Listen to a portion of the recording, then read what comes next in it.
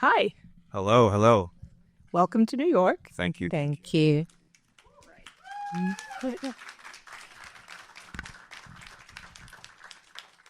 How are you feeling? Much better now.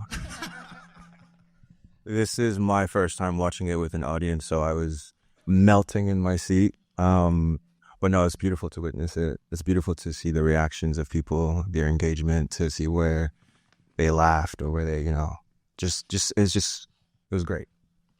I feel much better. Ifeoma, how about you? I feel good. This is my second time watching it with an audience. The first time was really, I was melting like him, but it was just great to see how everyone reacted to it, all the reactions here and there. Yeah, I'm feeling good. Before we go any further, I just wanted to give this young woman right next to me her literal flowers. If not for Ifeoma, this project would not have happened at all. Ifeoma and I have been good friends for a long, long time. We went to college together, and we were, Nigerian kids in Texas, going to UT Austin. I was pre-med. I'm not sure what Ifeoma was at the time, but communications. But later on in life, we both found ourselves on this strange path of filmmaking, and we really bonded over that. And we've been championing each other's work for so long. And 2 or 3 years ago, I believe she released an EP called Sanguine, which was beautiful. It literally held me. It shocked me. It paralyzed me. Her vocals, the writing, the storytelling, it was so cinematic. It was just so breathtaking. And I told her we have to do something with this. And Ifeoma was living in Ghana at the time. And then myself and my production partner, Dennis Schmitz, who was our cinematographer on this project. Beautiful work by Dennis. We went to Ghana and we sat down around Ifeoma's kitchen. We made a story up with the music from the EP. And 4 weeks later or so, we were on set. And that was that. We wrote the script together. We got an army of amazing artisans in Ghana, lighting technicians, hairstylists, makeup artists, all kinds of people who were just so willing to give their talent and to bestow upon us their artistry. And because of that collaboration, that sense of, community, we were able to really make this project come together. But first and foremost, Ifeoma she made the music, and that's why we're here today. So one more round of applause for her, please. Beautiful. Well, you've completely stolen the thunder from my first story, but I wanted to start by reading a caption that I saw on your Instagram that said, a couple of years back, my good friend, the multi-talented Ifeoma Chukwuogo, put out an incredible EP, Sanguine, and it shook me to my core. That EP birthed the film and took us to Ghana, where we all came together, pouring our souls into this project, an intense labor of love and artistic collaboration. Those are your words, I believe. I wanted you to tell us a little bit about this ecstatic spark that, led to the artistic collaboration. You've already said that it shook you to your core. You've spoken at length right now about how beautiful you thought the album was. But I'm just curious to know what it was about the music, the album specifically, that made you want to translate it in a cinematic form. Yeah, Ifeoma and I have a very interesting connection as far as film and storytelling. We have the same vision in a lot of ways. We may not go about things the same way, but we have the exact same kind of palette for art and for storytelling. That's something we've always, I think, connected over for a long time. And just listening to the music, it's so cinematic, it's so moving, it's so, I could just picture it. I could picture the scenes, I could picture the story, I could picture everything. It was instant. There was no, ifs, ands, or buts. It was very much like a visceral feeling that really, held me. And at first, I think we wanted to do music videos. I think that was sort of our initial kind of a consensus on the collaboration. And then we were like, nah, it has to be bigger, and so that's what we did. Dad, anything? Yes. So I was going to say, let me just say that I'm glad Uche made this. I know you're saying I made this happen, but you made this happen because if you didn't push me to make Dynamite, to make my music into film, I don't think I would have done it. I feel like I would have, it's one of those things that I would have said, I'll do it, I'll get to it one day, because I'm a filmmaker and I just put out music, my first musical body of work, and it was most likely just going to be there as something that maybe one day I'll get to. But the ginger that Uche came with, like, he saw Dynamite and what it could be before, even when I was still seeing it as just the music. So thank you so much for that. I've never acted before, so like I'm glad that it pushed me, and I know I was really nervous and really apprehensive about it while we were making it, but I'm so glad that we did it. And yeah. This is future EGOT over here. Okay? Right, you and me both. Well, it's obvious that there is a beautiful camaraderie between the two of you, and that you also work together quite well artistically. And I noticed that the screenplay is credited to both of you. You wrote this together. Curious to know what your collaborative writing process looks like, because it's when two people are writing something together, it can go different ways, and there are different entry points. And I'm curious to know, give us a peek behind the proverbial curtain, so to speak. Yeah, it was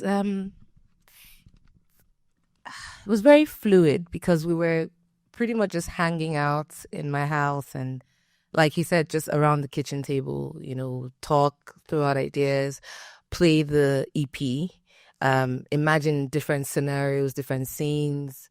Some of the films that were our references, like we would literally just start acting it out. Like we used to act out What's Love Got to Do With It? Like the Angela, we'll just like start acting it out in my kitchen. It was so random, but that's literally, and then we would write, so it was very fluid and just on the go. In the car, we're talking, it's like, okay, that's a scene, things like that, yeah. We didn't take it I wouldn't say seriously. We were not precious with it. It was play. This is fun. This is, filmmaking and storytelling is about freedom and being able to go places and just be free of yourself and take yourself out of your body. I am not an abusive husband. Let the record state that. But I could empathize with Mark in a way. I could empathize with, his story and what he feels like he's contributed to her success, and whether that's, justified or not. I could understand people like him. But writing this together was very fluid because we had that foundation kind of already, leveled or laid out rather. We knew the story, and all we had to do was really just take it scene by scene, and we did exactly just that, and I think it worked out pretty well for us. Great.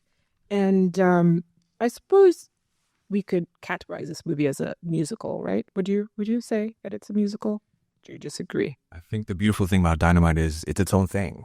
It's its own lane, it's its own genre.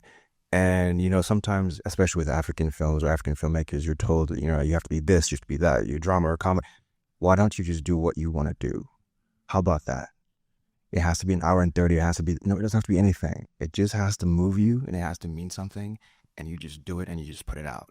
And that's it. Well said. But yes, to categorize it is a musical. So it is a musical, folks.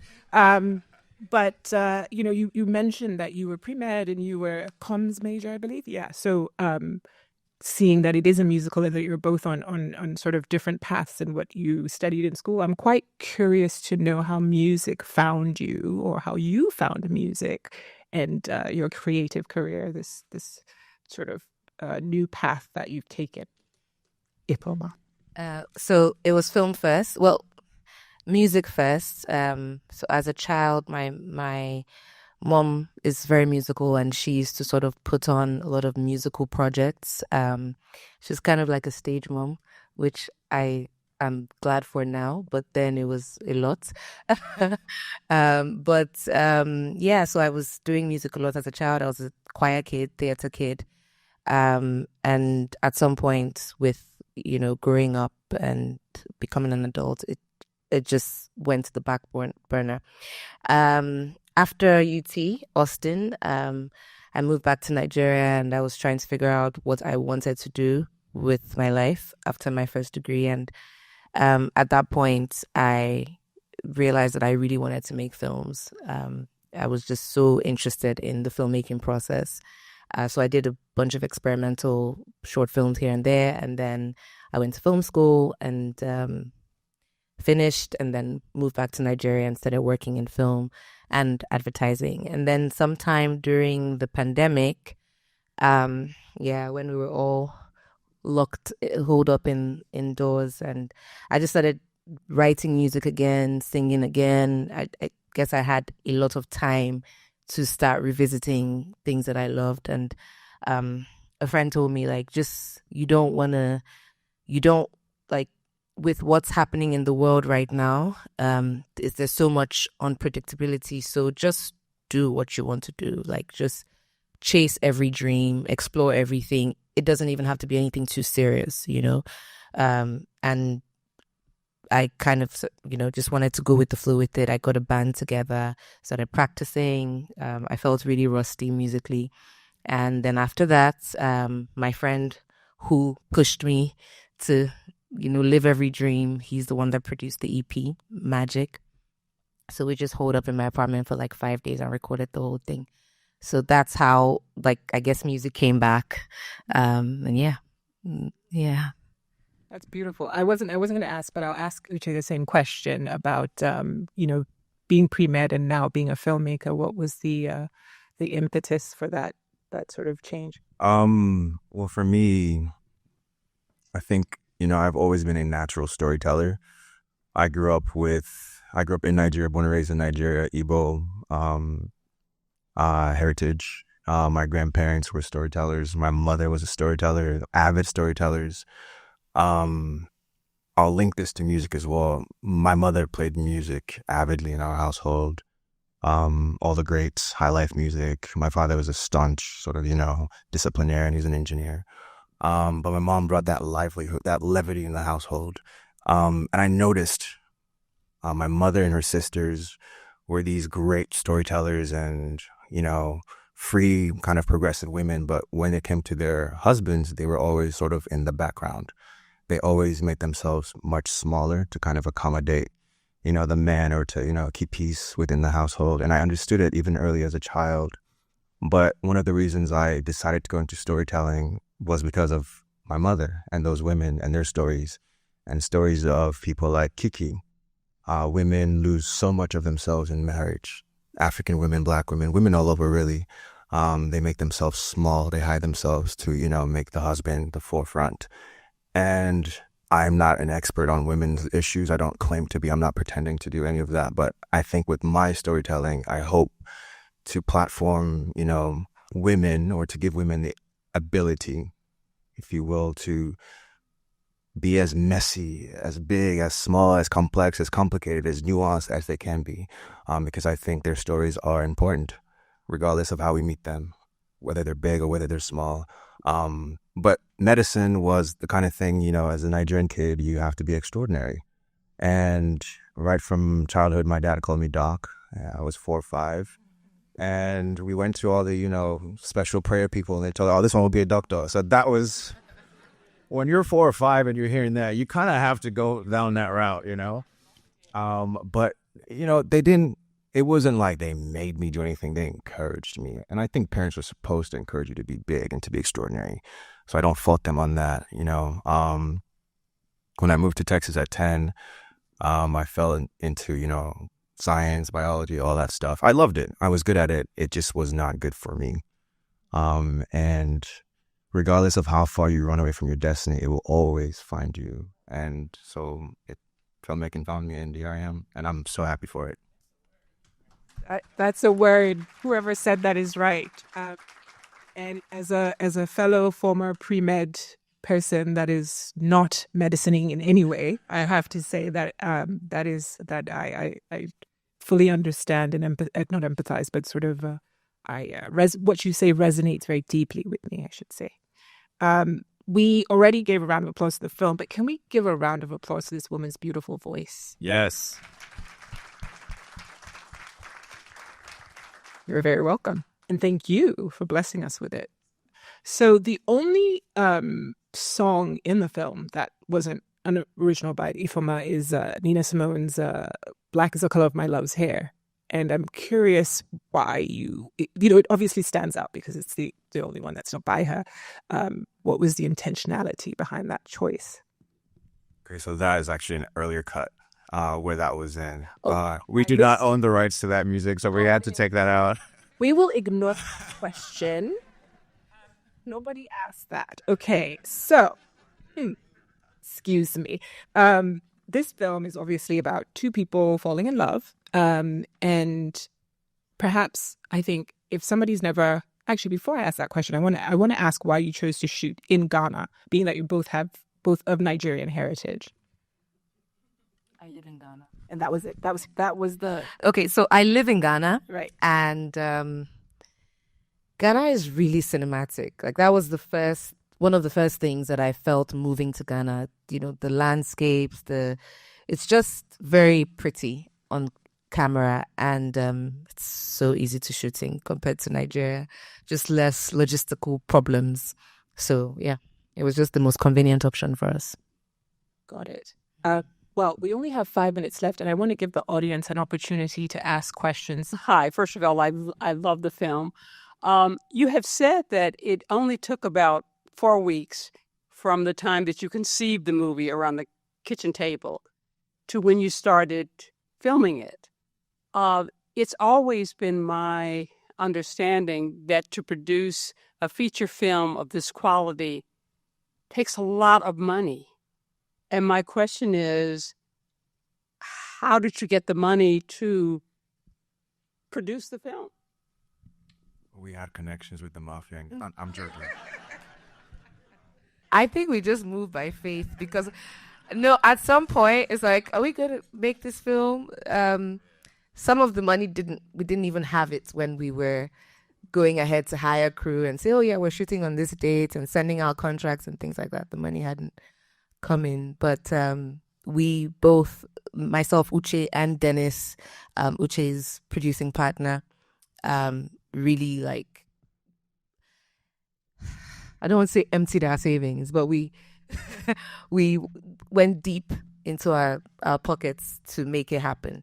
Yeah, and the thing is, also, let me just say, the film looks more expensive than it actually is because we had a lot of people just give us things, locations, cast, like a lot of people just came through for us, you know, and it was such a blessing. Yeah. It should have easily cost 3-4 times more than it did, even maybe more. Yeah. I believe there was, yes, go ahead. On that note, I just want to say that the cinematic views were definitely beautiful, and I was really impressed how you all were able to utilize, I think Mrs. Ophelia, I forgot her last name, but her home was just beautiful, and the fact that you guys were able to shoot there was very impressive. So my question is, what were your goals? Like, what did you have in mind? What did you want to envision when you were shooting and figuring out all the places that you wanted to shoot the movie in? Thank you for asking that, because that was one of my questions. Yeah, no, you did very well, I just want to say. I think we really wanted to just display how beautiful Africa is and how cinematic it is and how cinematic it can be. I think we were told more times than not, you know, African stories have to be a certain way. They have to be this, they have to be that. They can be romantic. They can be easy. They can be sultry. They can be just beautiful without it having to be some, you know, trauma or anything like that. One of our notes to Dennis was make Ifeoma look like, you know, a golden statue or something like that. So even just the way he colors her skin and the color, even the aftergrade and all that stuff, we just wanted to camera people, African people, in a very beautiful way. The story's simple. Boy and girl, trouble, boy meets girl. It's a very simple story. We're not, you know, doing anything too, you know, intricate. What we really wanted to focus on was the beauty of the people on the continent. And I hope we achieve that. So during filming, Uche kept saying, like high African cinema, like it was like a mantra at some point. So I think it got into the heads of everybody working on the film, crew, cast, everybody, like what we're going for is high African cinema, because the director just kept harping on that. Like that's what we're trying to create. So yeah, This is subconsciously this is what filtered through. we, three people really, right? Really put this together. Myself, Ifeoma, and Dennis. Of course, with the collaboration from a bunch of, artists on Ghana. But imagine what we could do with a lot more money, a lot more budget, a lot more, manpower. This is an offering to, Hollywood or to whoever, the powers may be. There's stories to tell from this place, this part of the continent. There are big stories. We just need the opportunity to do them. We are the kind of people, when someone asks about money, we just figure it out. We just go for it. I'm not afraid of my potential. So I'm not going to limit myself because of something, because of, financial. I will figure it out. I will call my father. I will call somebody. I will figure it out. And yeah. Do we have any more? Oh, we have one more audience question. I think that's all we have time for. Wonderful film. I was very impressed by your musical choices, the songs, and I was thinking about great African American and singers like Sarah Vaughan and Aminata Moseka, Abby Lincoln, and certainly Nina Simone. But I was thinking about the new artists that's out, like Samara Joy. And I was just wondering, and Jasmina Horn, these newer women who's standing on the shoulders of great singers like Billie Holiday and all these wonderful Ella Fitzgerald. Who are your influences, both on the continent? I thought of Mary Makeba, Mama Africa, and here in the diaspora. Aretha Franklin is my queen. Love her so much. Nina Simone. In Africa, Jill Scott. And then in Africa, particularly Nigeria, Onyeka Onwenu is somebody who has also really influenced me. Brenda Fassie. Yeah, mainly those ladies. Great. Well, I want to say a personal thank you for making me very homesick watching that film. It was both a film about two people falling in love, but also a film about, I think, falling in love with Ghana in a way and falling in love with Accra. And in a sense, I also thought it was a love letter to just creative collaboration in general, both obviously because that's how you made the film, but you're also depicting, the music industry and how all of that comes together. And so I wanted to point out that I thought it was really spectacular to see all these Ghanaian creatives. Kelvin Vincent, who was the costume designer who played her stylist in the film, and there was I believe his name is Joe Akulkusi, who is also a filmmaker, but he had a cameo in the film, and he was your first AD. It was really great to just see like contemporary young Ghanaian talent and creatives, both how they worked behind the scenes and on the screen. So thank you for that. And I don't know, maybe not everybody in the audience will know this, but Nigeria and Ghana have a sort of like friendly sibling rivalry thing. Are there any Nigerians here? Any Nigerians in the house? Anybody from any Ghanaians here? We did. Very good. Well, I mean, we like to pretend that we don't like each other, but we love each other so much, and it's so beautiful to see all that love and that collaboration. So I just wanted to we need more, exactly. I wanted to congratulate you on that. But I would be remiss if I didn't ask, since you live in Ghana and since you've been to Ghana, be honest. Oh my God. Niger Jollof or Ghana Jollof? And sorry to anybody who doesn't get this, but those of us who know, we know. Be honest. Senegalese. Yeah, Senegalese. Shabujari for the win. Thank you so much. Thank you very much. Thank you, everyone. Have a good night. Senegalese.